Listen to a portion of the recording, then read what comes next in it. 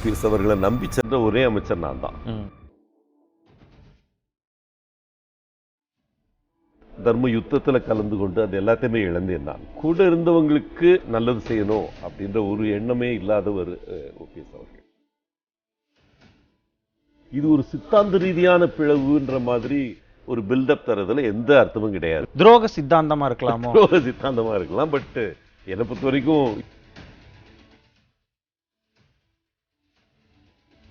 ஒரு அடையாளமே இல்லாமல் சுவடு இல்லாமல் காணாம போக வாய்ப்பு இருக்கு.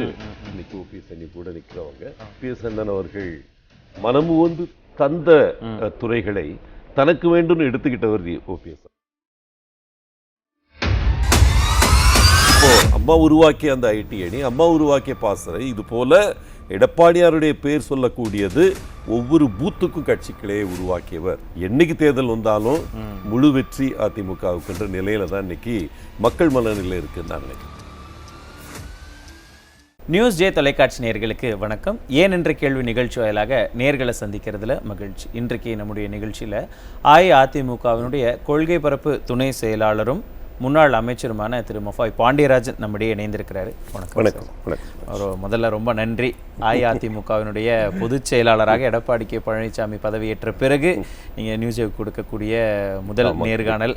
ரொம்ப சந்தோஷம் முதல்ல உங்களை சந்திச்சதில். எவ்வளவு பெரிய சட்ட போராட்டங்களுக்கெல்லாம் பிறகு உங்களுடைய ஒற்றை தலைமை அப்படிங்கிற அந்த கோரிக்கையெல்லாம் நிறைவேறி இருக்கு. நீங்கள் என்ன சொல்லணும்னு நினைக்கிறீங்க? முதல்ல இந்த வாழ்த்தை சொல்லிட்டு நிறைந்த ஒரு மனநிலையில் தான் வந்திருக்கிறேன். என்னை பொறுத்த வரைக்கும் கழகம் அண்ணன் எடப்பாடியார் தலைமையில் ஒரு 3வது அத்தியாயமாக புரட்சி தலைவருக்கு அப்புறம் புரட்சி தலைவிக்கு அப்புறம் இன்றைக்கி வந்து ஒரு சாதாரண விவசாயி, ஒரு எளிய தொண்டன் இந்த பெரிய தலைவர்களுடைய வழி நடந்து அடுத்து 3வது அத்தியாயத்தை எழுத போகிறாரு.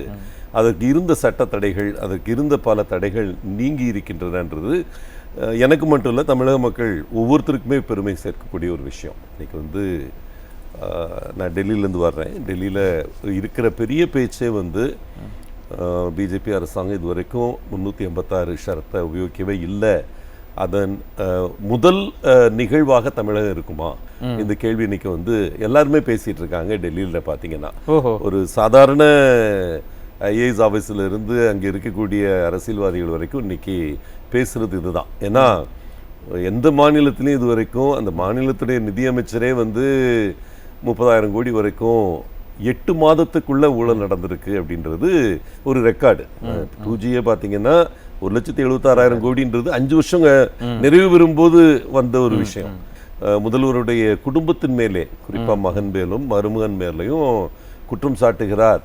அந்த குற்றஞ்சாட்டு தான் வந்த உரையாடலை வந்து அதை ஒரு தவறு அப்படின்னு ஒரு கேஸ் போட்டு அதை வந்து தவறுன்னு நிரூபிக்கக்கூடிய வாய்ப்பு அவருக்கு இருந்தும் கூட அந்த வாய்ப்பை பயன்படுத்த பயப்படுகிறார் அப்படின்றது வந்து இன்னைக்கு எல்லாருமே பேசக்கூடிய ஒரு விஷயமா இருக்கு. அப்படிங்கிறப்போ ஒவ்வொரு நாளும் கவர்னரோட ஏதாவது ஒரு பிரச்சனை, தேவையற்ற பிரச்சனைகளை பெரிதாக்கி கொண்டு இருக்கக்கூடிய ஒரு காலகட்டம் வந்து ஏதாவது ஒன்று பண்ணி கவர்னர் வந்து பரிந்துரை செஞ்சிருவாரோ அந்த பயத்துல தான் பல விஷயங்கள் நடக்குதுன்னு நினைக்கிறேன் தமிழகத்துல. இந்த காலகட்டத்தில் அண்ணன் எடப்பாடியார் அவர்கள் ஒற்றை தலைமையாக அதிமுகவில் எழுந்து வந்திருப்பது என்னைக்கு தேர்தல் வந்தாலும் முழு வெற்றி அதிமுகவுக்குன்ற நிலையில தான் இன்னைக்கு மக்கள் மனநிலை இருக்குன்னு நான் நினைக்கிறேன். கண்டிப்பாக அந்த சந்தோஷத்தை வந்து அஇஅதிமுக தொண்டர்கள் கடைக்கோடியில் இருக்கிறவங்கலேருந்து முன்னாள் அமைச்சர்கள் வரைக்கும் பெரிய பெரிய நிர்வாகிகள் வரைக்கும் அதை வெளிப்படுத்துறது ஒவ்வொரு நாளும் நம்ம பார்த்துக்கிட்டு இருக்கோம். ஆனால் இந்த நிலையை எட்டுறதுக்கு பலகட்ட போராட்டங்கள், ஏன்னா சர்வசாதாரணமாக அந்த இடம் வந்து அவருக்கு கிடைக்கல. அதுக்கு எல்லாத்துக்கும் மிக முக்கியமாக காரணமாக இருந்த ஒருவர், நீங்கள் கூட அவங்க கூடலாம் இருந்தீங்க.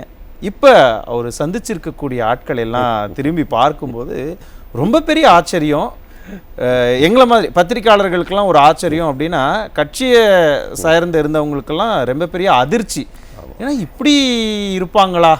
ஏன்னா திமுக எதிர்ப்பு அப்படின்னு ஆரம்பிக்கப்பட்ட ஒரு இயக்கத்தில் இருந்துட்டு பெரிய பெரிய பதவிகள்லாம் இருந்துட்டு இன்றைக்கி அவங்களோடவே போய் உறவாடுறது, துரோகின்னு யாரை சொன்னாங்களோ அவங்களோடவே போய் இருக்கிறது, இப்படிலாம் இருக்கிறத பார்த்த உடனே உங்களுக்கு முதல்ல எப்படி இருந்தது? இல்லை, எனக்கு முதல்ல பெரிய மன வருத்தம், முதல்ல வெறுப்புணர்வு, மன வருத்தம், எல்லாத்துக்கும் மேலே அவர் ஒரு பெரிய ஆதங்கம். எனக்கு உங்களுக்கு தெரியும், கட்சியில் அன்றைக்கி இருந்த 32 அமைச்சர்களில் வந்து OPS அவர்களை நம்பி சென்ற ஒரே அமைச்சர் நான் தான். அவருக்கு முழு பலமாக அந்த தர்ம யுத்தத்தில் இருந்தது நான் என்பதை அவரும் கூட மறுக்க மாட்டார். கண்டிப்பாக அவருடைய மனச்சாட்சி அப்படி ஒன்று இருந்ததுன்னா கண்டிப்பாக மறுக்க மாட்டார், நான் நம்புகிறேன். ஆனால் அந்த நேரத்தில் கூட பார்த்தீங்கன்னா கூட இருந்தவங்களுக்கு நல்லது செய்யணும் அப்படின்ற ஒரு எண்ணமே இல்லாதவர் OPS அவர்கள். அவங்க வந்து அந்த காலகட்டத்திலே உங்களுக்கு நல்லா தெரியும், 4 மாதங்கள் தர்மயுத்தம் முடிந்த காலத்திலே வந்து நம்ம கண்டிப்பாக திரும்பி சேரணும் அப்படின்ற வாதத்தை முன்வைத்தேன். பொதுவெளியில் பேசினேன். அதை வந்து மற்ற பலரும் விரும்பாத ஒரு காலகட்டத்தில் கூட அதை நான் பொதுவெளியில் வச்சேன். முதல்ல அதை இனிஷியேட் பண்ணது ஊடகங்களில் ஓப்பனாக பதிவு பண்ணது நான். 6 மாதத்தில் அந்த இணைப்பு நிகழ்ந்த பொழுது என்ன துறைகள், ஏன்னா அப்போ உங்களுக்கு தெரியும் அம்மா வந்து அந்த கேபினெட்டில் எனக்கு கல்வி அமைச்சகம் தந்திருந்தாங்க, youth and sports, museums and archaeology, GST council, நம்ம கட்சி ரீதியாக வந்து அப்போ ஒருங்கிணைந்த காஞ்சிபுரம் மாவட்டத்துக்கு பொறுப்பு அமைச்சராக இது எல்லாமே அம்மா கொடுத்து வச்சுருந்தாங்க எனக்கு அந்த டயத்தில். இந்த தர்ம யுத்தத்தில் கலந்து கொண்டு அது எல்லாத்தையுமே இழந்தேன் நான், அது உங்களுக்கு தெரியும். அந்த ஆனால் திரும்பி வந்து இணையும் பொழுது அன்னைக்கு EPS அண்ணன் அவர்கள் மனமு வந்து தந்த துறைகளை தனக்கு வேண்டும் எடுத்துக்கிட்டவர் OPS. உங்களுக்கு கொடுத்த துறையை அவர் வச்சுக்கிட்டாரா? ஏன்னா அந்த உங்களுக்கு தெரியும், கல்விக்கு பதிலாக கல்வி அப்போ செங்கோட்டையனுக்கு கொடுத்துட்டாங்க. அதனால அதுக்கு பதிலாக பிளானிங் அண்ட் டெவலப்மெண்ட்னு சொல்லக்கூடிய துறை. ஏன்னா அதில் எனக்கு உங்களுக்கு தெரியும், அப்போ வந்து சட்டமன்றத்தில் எப்போ வந்து அம்மாவோட தொலைநோக்கு பார்வை 20-23 பற்றி கேள்வி எழுந்தாலும் அம்மா வந்து என்னத்தான் எழுந்து பேச சொல்லுவாங்க. அப்போ நான் MLA-வாக இருந்தப்போ கூட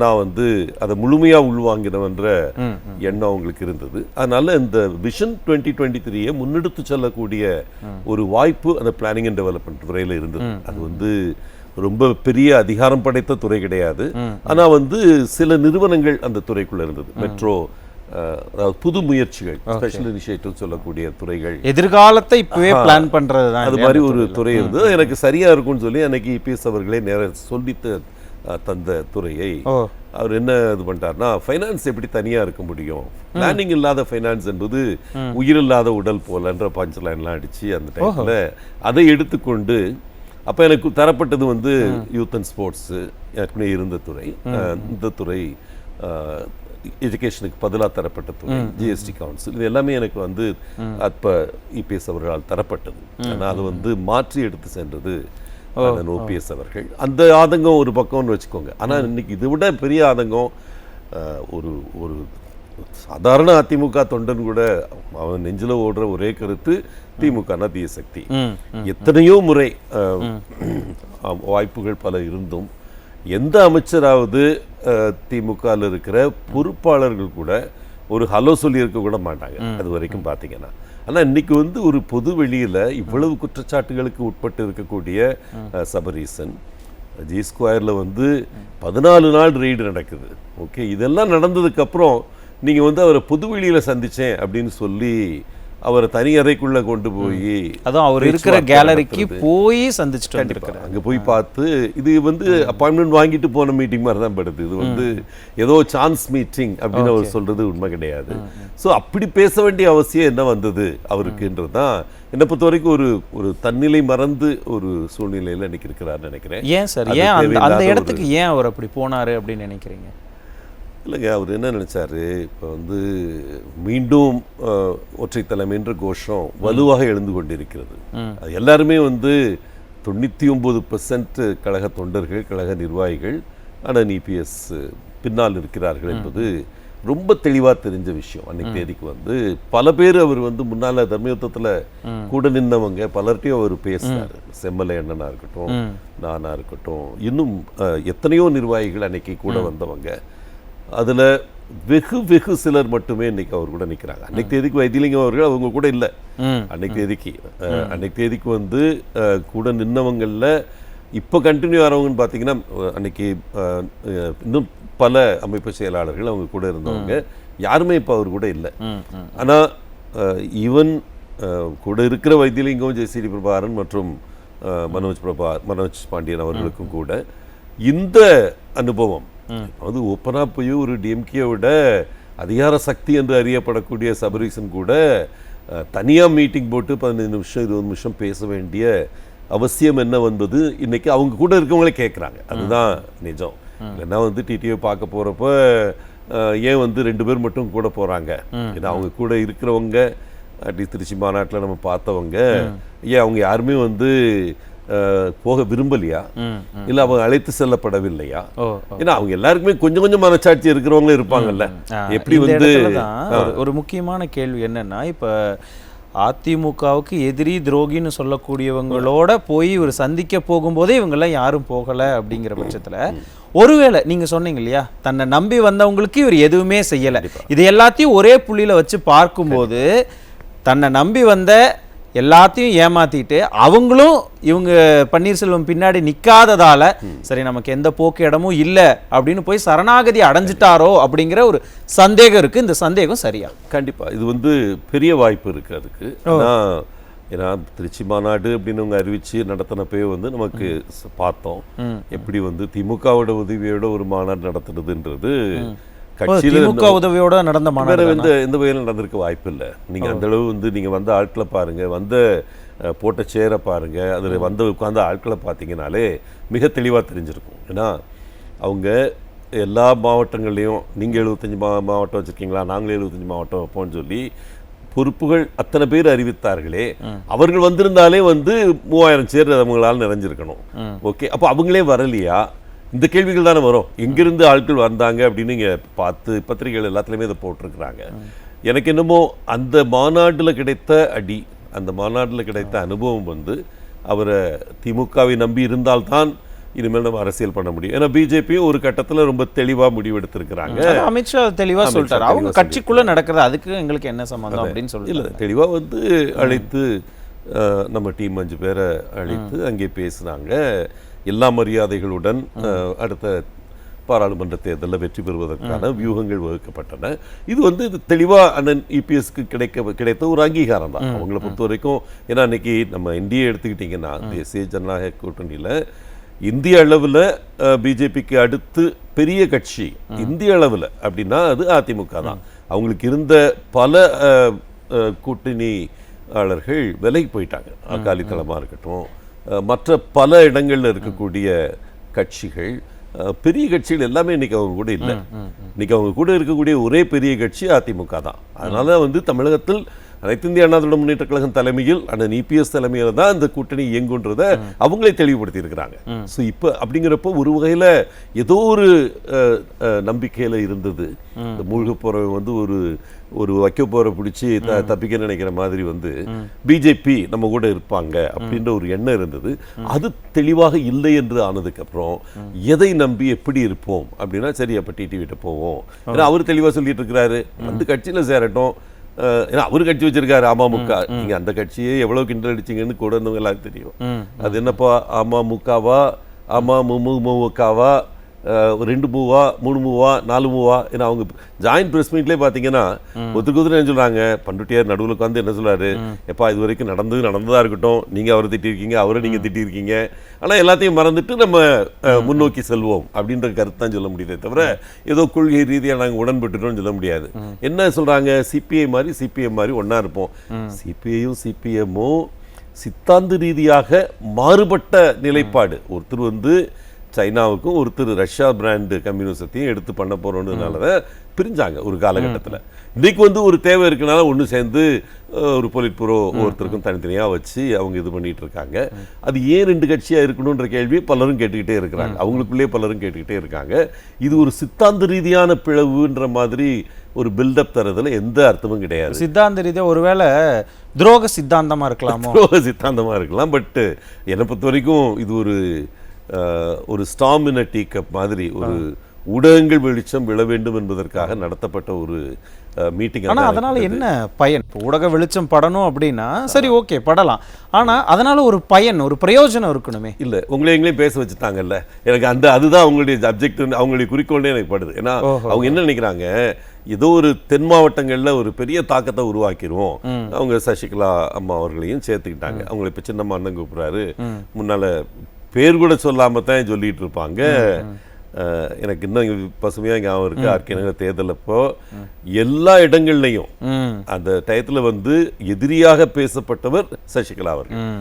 வேற யாரையும் விட்டாங்க அவங்க வந்து அந்த டயத்தில் வந்து கண்டனமான வார்த்தைகள், கடினமான கடுமையான சொல்லலாம் சொன்னாங்க. ஏன்னா அம்மாவை கொலை செய்தவர் என்றே வந்து எல்லா இடத்துலையும் போஸ்ட் அடிச்சு ஒட்டப்பட்டது. அன்னைக்கு தேதிக்கு பார்த்தீங்கன்னா அவங்க போலீஸ் வச்சு கிழிக்க முயற்சி பண்ணாங்க அந்த டயத்தில் வந்து, இது போலீஸ் வச்சு இதெல்லாம் கிழிங்க அப்படின்னு சொல்லி. ஏன்னா ஒவ்வொரு வீட்லேயும் போய் கேட்டோம், ஓட்டு கேட்டோம். அந்த டயத்தில் வந்து அவைத்தலைவர் மதுசூதன் அவர்கள் ஃபீல்டில் நிற்கிறாரு. அந்த டயத்தில் வந்து இது இப்போ எல்லாரும் மறந்த மாதிரி பேசுகிறாங்க. அன்னைக்கு ரத்து செய்யப்பட்ட தேர்தலில் பார்த்தீங்கன்னா வந்து எல்லா சுவர்லையும் விட்ட போஸ்டர் வந்து சசிகலா கொண்டுட்டாங்க.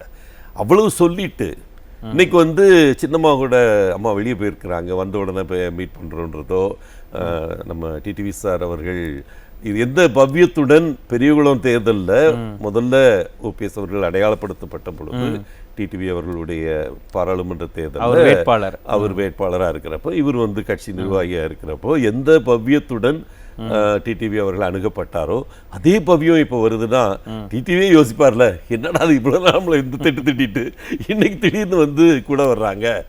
ஏதோ ஒரு மாயை என்ன இருக்குன்னா, எல்லாமே நம்ம தென் மாவட்டங்களில் இருக்கிற நம்ம சமுதாய ரீதியாக நமக்கு வந்து பில் இது பண்ணுறாங்க. அது உண்மை கிடையாது. இப்போ நாங்கள் இபிஎஸ் அவர்கள் பொதுச் செயலாளர் வந்தார், சிவகாசிக்கு வந்து மீட்டிங் போட்டாங்க.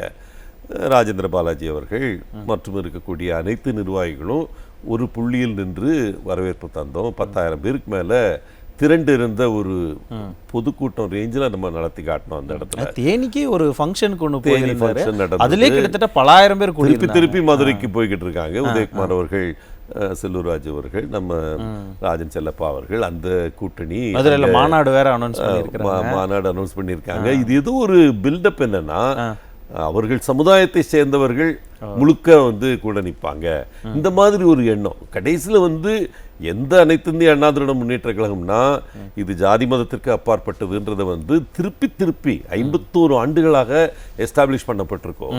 அதனால தானே எங்களை மாதிரி ஆட்கள்லாம் கட்சிக்கு வர்றாங்க. இப்போ வந்து எத்தனை பேர் வந்து ஜாதி அடையாளத்தோட இந்த கட்சிக்கு வர்றாங்க. ஜாதி கடந்தவர்கள் சொந்த ஜாதியை மதிக்கணும், அது மேலே பற்று இருக்கணும், அதுலலாம் தப்பு கிடையாது. ஆனால் ஜாதி வெறி, நான் இந்த ஜாதி எனக்கு ஓட்டு போடுன்னு சொன்னவங்க தமிழ்நாட்டில் என்னைக்காவது ஜெயிச்சிருக்காங்களா? எந்த காலகட்டத்திலையும் ஜெயிக்கல. அது ஜாதியை மட்டுமே நம்பி துவங்கிய கட்சிகள் என்ன ஆச்சுன்றது வரலாறு புரட்டி பார்த்தா அவருக்கே தெரியும். அதனால் இப்போ அவர் போகிற ட்ராக் வந்து இந்த ட்ராக்ல போகிறாரு. என்ன நினைக்கிறாரு, அதிமுகவில் இருக்கிற தொண்டர்கள் நம்மை நம்பி வருவார்கள் அப்படின்ற ஒரு எண்ணமும் அவருக்கு இருக்கிற மாதிரி படுது. எனக்கு என்னமோ அவர்கிட்ட இருக்கக்கூடிய 1-2 பேர்களும் கூட இந்த நேரத்தில் திரும்பி வரணும் தான் நினைக்கிறாங்கன்னு நான் நம்புறேன். திரும்பி தாய்க்கழகம் வரணும்னு நினைக்கிறாங்க. கண்டிப்பாக இப்போ டிடிவிட்ட இருந்து இப்போ ஒரு மனோகரன் சாரோ இல்லை வந்து நம்ம திருச்சூழி அண்ணனோ எல்லாருமே வந்து அங்கே திரும்பி வந்துட்டாங்க. அங்கே வந்து அவருடைய கூடாரம் கலகலத்து போயிருக்கிறது. அவருக்கு வந்து நம்மை தேடி வந்து நம்ம வீட்டில் வந்து ஓபிஎஸ் வந்து நின்ட்டாரு. என்னதான் முன்னாள் முதல்வர், முன்னாள் துணை முதல்வர், இன்னைக்கு நம்ம வீட்டில் வந்து நின்ட்டாரு. அவருக்கு ஒரு கெத்து. இவருக்கு வந்து ஏதோ ஒரு புகலிடம், அவர்கிட்ட ஃபண்ட்ஸ் இருக்கு, நமக்கு சப்போர்ட் பண்ணுவாங்க. அடுத்து 5 மீட்டிங் போட்டாங்கன்னா மக்கள் நம்மளை மறந்துடுவாங்க. இப்போ திருச்சி மீட்டிங் போட்டாச்சு, இன்னும் திமுக உபயோகத்தில் இன்னும் ஒரு ஏதோ பண்ண அரசியல் இருக்கணும் இல்லைங்க. இந்த கேள்வியை உங்ககிட்ட கேட்டதான் சரி இருக்கு. ஏன்னா நீங்கள் அவர் கூட அந்த சமயத்தில் இருந்ததால் அப்போ அவர் வந்து துரோகிகள்னு சொன்னவங்களை எதிர்கொண்ட விதமும் இப்போ அவர் எதிர்கொள்கிற விதம் நீங்கள் சொல்கிறீங்க இல்லையா, அந்த வித்தியாசத்தை பார்க்கும்போது முதல்ல உங்களுடைய மைண்டுக்கு வந்தது என்ன? எனக்கு அவர் மேலே வந்து பரிதாபப்படத்தான் தோணுது தவிரங்க, எனக்கு ஒரு பக்கம் கோவம் வருது இது. ஆனால் அதே நேரத்தில் பரிதாபம் உணர்ச்சி தான் எனக்கு மேலோங்கி இருக்குங்க. என்னை பொறுத்த வரைக்கும் அண்ணன் எடப்பாடியார் இன்னைக்கு வந்து எந்த ஒரு தடைகளும் இல்லாமல் பொறுப்பெடுத்து இப்போ 3 மாதம் ஆச்சுங்க. வேகமாக அவங்க வந்து செய்ய வேண்டியது, நிறைய பேர் ஒரு நாளைக்கு 1000 பேருக்கு மேலே வந்து சேர்ந்துக்கிட்டு இருக்காங்க கட்சியிலேருந்து. அமமுகலேருந்து மட்டும் இல்லை, மற்ற திமுகலேருந்தே ஒரு டீம் வந்து இப்போ இன்னைக்கு சேர்ந்துக்கிட்டு இருக்கு நம்ம கூட. எல்லாரையும் வந்து ஒருங்கிணைத்து இப்போ உறுப்பினர் சேர்க்கை அநேகமாக நிறைவு பெறும் நிலையில் இருக்குது. அம்மாவின் கனவான அந்த 2 கோடி உறுப்பினர்கள்ன்றதை நம்ம சாதிச்சிருவோம் அந்த எடப்பாடியார் தலைமையில். வேகமாக பொறுப்புகள் நிரப்பப்பட வேண்டும். இங்கே வந்து நம்ம பல காரணங்களுக்காக பொறுப்புகள் போடப்படாமல் இருக்குது. அது எல்லாத்தையும் மாற்றி, அதே போல் அம்மாவுக்கு கட்சி ரீதியாக அவங்க செஞ்ச பெரிய நடவடிக்கைன்றது வந்து பாசறையை உருவாக்கியது, ஐடி அணியை உருவாக்குனது, இந்த மாதிரி வந்து கட்சி ரீதியாக அண்ணன் அவர்கள் குவைட்டாக எடுத்திருக்கிற ஒரு முயற்சி வந்து ஒவ்வொரு முனிசிபாலிட்டிலையும் ஒவ்வொரு கார்பரேஷன்லையும், அதாவது நகர்ப்புற பகுதிகளில் ஒரு பூத்துக்கு ஒரு கிளை அப்படின்னு அறிவிச்சது வந்து எந்த கட்சியும் முயற்சி பண்ணாத ஒரு முயற்சி தமிழ்நாட்டில். இன்னைக்கு கிட்டத்தட்ட 78,000 பூத் இருக்குன்னா, இன்னைக்கு நம்ம கிளைகள் எண்ணிக்கை வந்து கிட்டத்தட்ட ஒரு 40,000 கிளைகள் தான் இருக்குன்னா, 78,000 கிளைகளும் இருக்கக்கூடிய ஒரே அமைப்பாக தமிழ்நாட்டை வந்து அதிமுகவை வடிவமைச்சிட்டு இருக்கிறாரு. அது வந்து மிக மிக முக்கியமான விஷயம் நினைக்கிறேன். அப்படிங்கிறப்போ பொறுப்புகள் என்பது கழகத்தில் 2 மடங்காக போகின்றன. இதே போல இப்போ அம்மா உருவாக்கிய அந்த ஐடி அணி, அம்மா உருவாக்கிய பாசறை, இது போல எடப்பாடியாருடைய பேர் சொல்லக்கூடியது ஒவ்வொரு பூத்துக்கும் கட்சி கிளையை உருவாக்கியவர் என்ற ஒரு உன்னதமான நிலை அவருக்கு கிடைக்க போகுதுன்னு நான் நினைக்கிறேன். இது வந்து மிக முக்கியமான விஷயம். ஓகே, இது நடக்கும் பொழுது அங்க இருக்கிறவங்க பார்ப்பாங்கல்ல, இன்னும் கொஞ்சம் மிச்சம் மீதி இருக்கிறவங்க கண்டிப்பா அதை பார்ப்பாங்க. எந்த ஒரு ஜாதி உணர்வும் இல்லாமல் செய்யப்படக்கூடிய ஒரு விஷயமாக இது இருக்கும்னு நான் நம்புறேன். ஏன்னா நீங்க வந்து முதல்ல என் ஜாதி அப்படின்னு சொல்லிட்டு நீங்க போக ஆரம்பிச்சிட்டிங்கனாலே இது இப்போ எந்த ஜாதியும் தமிழ்நாட்டில் வந்து 12% மேலே கிடையாது சார். எந்த ஒரு தனிப்பட்ட ஜாதியும் 12% மேலே கிடையாது. நீங்கள் ஒரு ஜாதி அடையாளத்தோட உள்ளே போகிறப்போ 88% உங்களை எதிர்த்து நிற்பாங்க அந்த இடத்துல. எப்படி வந்து அவங்கள நீங்கள் அடையாளப்படுத்த முடியும்? மக்களை வந்து பிரதிநிதித்துவப்படுத்தணும். நீங்கள் குறைஞ்சது 51% மக்களை பிரதிநிதித்துவப்படுத்தினா தான் உங்களுக்கு ஒரு வாய்ப்பு இருக்குது ஜெயிக்கிறதுக்கு. தமிழ்நாட்டில் இதுவரைக்கும் ஜாதிய பேர் சொல்லி மட்டுமே நடத்துகிற கட்சிகள் எந்த நிலைக்கும் வர முடியாததுக்கு ஒரு முக்கியமான காரணம் நினைக்கிறேன். அந்த தவிர அவர் செஞ்சிட்டு இருக்காருன்னு நான் நினைக்கிறேன். ஒருவேளை இங்கே நம்ம அவருடைய அரசியல் வாழ்க்கை இங்கே அவ்வளோதான். ஏன்னா பொதுக்குழு எல்லாம் சேர்ந்து முடிவெடுத்து தொண்டர்கள்லாம் வேணான்னு சொல்லி முடிவெடுத்துட்டீங்க, அவ்வளோதான், இங்கே நீ வாய்ப்பே கிடையாது அப்படின்னு தெரிஞ்சு போச்சு. அதனால் திமுகவிலையோ ஒருவேளை திமுகவில் போய் சேர்றதுக்காக சபரீசன் மூலமாக தூது விட்டு அங்கே ஒரு வாய்ப்பு இல்லை அப்படின்னு ஒருவேளை சொல்லி சரி கடைசியில் இருக்கிறது அமமுக, அங்கேயாவது போயிடலாமா, அங்கேயும் ஒரு சீட்டு போட்டு வைக்கலாமே அப்படிங்கிறக்காக இங்கேயும் அங்கேயும் போய் ஒரு துண்டு போட்டு வச்சிருப்பாரோ? அதை டிடிவி தெளிவாக இருக்கிறேன். முதல்ல இருந்தே டிடிவி தெளிவாக சொல்லிட்டு இருக்கிறது அமமுக ஒரு தனி கட்சி நான் நினச்சி நடத்திட்டு இருக்கிறேன். அவங்க விரும்பினா வந்து சேரட்டும் தான் சொல்லிட்டு இருக்கிறாங்க. இப்போ அவர் படியேறி நீங்க போய் கேட்கறது இது அப்ளிகேஷன் அப்படின்னு தான் நான் நினைக்கிறேன். இதுல எந்த ஒரு மாற்று கருத்தும் கிடையாது. அதனால தானே கூட இருக்கும் யாரும் போகல. இப்போ வைத்திலிங்க சாரோ, வைத்திலிங்க அண்ணனோ, ஜேசிடி அண்ணனோ, மனோஜோ ஏன் போகல, மனோஜ் பாண்டியனோ ஏன் போகல? அதுக்கு எனக்கு ஒரே ஒரு காரணம் தான் படுது. ஒரு ஜாதி ரீதியா கட்சி கொண்டு போறாங்க, அமமுகல போய் நம்ம மறுபடியும் சேரணுமா அப்படின்ற எண்ணங்கள் அவங்களுக்கும் வரும்ல. வைத்திலிங்கம் அவர்கள் இவ்வளவு கெத்தா அம்மாவோட முக்கிய 5 நபர்கள் என்று அடையாளப்படுத்தப்பட்டவர்கள் ஒருத்தர், அவருக்கு என்ன கஷ்ட காலம் போய் அங்கே போய் சேரணும்னு சொல்லி, அதுவும் டிடிவிட்ட தஞ்சையில் இருந்த ஒரே மக்கள் ஆதரவு பெற்ற பஞ்சாயத்து ஒரத்தநாடு டவுன் பஞ்சாயத்துடைய சேர்மன் வந்து இன்னைக்கு நம்ம கூட சேர்ந்துருக்கிறாரு. அந்த இடத்துல 10,000 பேர் வச்சு 3 நாளில் மீட்டிங் போட போறாரு ஒரத்தநாட்டில். ஓகே, அவங்களுக்கு இருந்த ஒவ்வொரு ஊன்றுகோலும் இன்னைக்கு அவர்களை விட்டு விலகி சென்று கொண்டிருக்கின்றன. இதை மற்றவங்களும் பார்ப்பாங்கல்ல. அதை பார்க்குறப்போ எந்த நம்பிக்கையில் ஒரு துரும்பை பிடித்து கொண்டு இருக்கலாம்னு நினைச்சவங்க கூட அந்த துரும்பு வந்து கையை குத்துதுன்னு நினைச்சு விலகக்கூடிய ஒரு காலகட்டம் தான் வருதுன்னு நான் நினைக்கிறேன். அண்ணன் எடப்பாடியார் வேகமாக பொறுப்புகளை இரட்டிப்பாக்க வேண்டும். அதை இரட்டிப்பாக்கிட்டு இருக்கிறாரு. இப்போ ஒவ்வொரு பூத்லையும் அதிமுகவோட கிளை இருக்கின்ற நிலை உருவாக்கப்பட்டு கொண்டு வருகிறது. இந்த பொறுப்புகள் மேலோங்கி நிற்கும் பொழுது என்னுடைய ஒரே கோரிக்கை அண்ணனுக்கு ஒரு முழு நியூஸ் பேப்பரில் நமது அம்மாவில் ஒரு முழுது ஒரு 100 பக்கம் ஒரு இதில் எல்லா நிர்வாகிகளையும் அவங்க பப்ளிஷ் பண்ணணும். வேற எந்த கட்சியும் பண்ணாத ஒரு விஷயம் நான் நம்புறேன். அப்படிங்கிறப்போ உங்களுக்கு 78,000 இன்ட்டு ஒரு பூத்துக்கு ஒரு கிளைன்னு வச்சிங்கன்னா 78,000 இன்ட்டு 30 பேர் நீங்கள் யோசிச்சு பார்த்தீங்கன்னா எவ்வளவு பேர்? 7,80,000 இன்ட்டு 3, 7,80,000 இன்ட்டு 3ன்னா உங்களுக்கு வந்து கிட்டத்தட்ட 25 லட்சம் பொறுப்பாளர்கள் மட்டுமே. 25 லட்சம் பொறுப்பாளர்கள் இருக்கக்கூடிய இயக்கம் தமிழ்நாட்டில் வேறு எதுவும் கிடையாது. இன்னைக்கு வந்து அந்த நிலையை நோக்கி சென்று கொண்டிருக்கிறது அனைத்து இந்திய அண்ணா திராவிட முன்னேற்ற கழகம். இதை தாங்க முடியாமல் தான் என்ன செஞ்சா தப்பிக்கலாம் அந்த எண்ணத்தோட சபரீசனை பார்க்கறது, டிடிவியை பார்க்கறது, சசிகலா அவர்களை பார்க்க போறேன்னு சொல்றது, எப்படியாவது இன்னொரு மாநாடு நடத்தணுன்ற முயற்சி எடுக்கிறது, இது எல்லாமே வந்து இதன் அடிப்படையில் இயங்குதுன்னு நான் நினைக்கிறேன். அப்படி செஞ்சாலாவது ஏதாவது ஒரு கட்சி நம்ம கூட கூட்டணி வைக்காதா? ஏன்னா 11 மாசத்துல தேர்தலுங்க, பாராளுமன்ற தேர்தல். அந்த பாராளுமன்ற தேர்தலில் ஒரு அணியாக இன்னைக்கு எழுந்து வந்திருக்கிறது அனைத்து இந்திய அண்ணா திராவிட முன்னேற்றக் கழகம் தலைமையில் இயங்கக்கூடிய தேசிய முற்போக்கு கூட்டணி இன்னைக்கு வந்து. ஸோ இந்த என்டிஏ ஃபோர்ஸ் ஒரு பக்கம், இன்னொரு பக்கம் திமுக அவர்களுடைய கூட்டணி கட்சி நிற்கிற பொழுது ஒரு அடையாளமே இல்லாமல் சுவடு இல்லாமல் காணாமல் போக வாய்ப்பு இருக்கு. இன்னைக்கு ஓபிஎஸ் அணி கூட நிற்கிறவங்க அதனால ஒரு முயற்சி எடுத்துக்கிட்டு இருக்காங்கன்னு நான் நினைக்கிறேன். அது வெற்றி பெறும் என்று நான் நம்பவே இல்லை. நிறைய விஷயங்களை ரொம்ப தெளிவான விவரங்களோடு சொல்லியிருக்கிறீங்க. உங்க நேரத்திற்கு மிக்க நன்றி. நன்றி. மீண்டும் மற்றும் ஒரு நிகழ்ச்சியில் சந்திக்கலாம். நன்றி, வணக்கம்.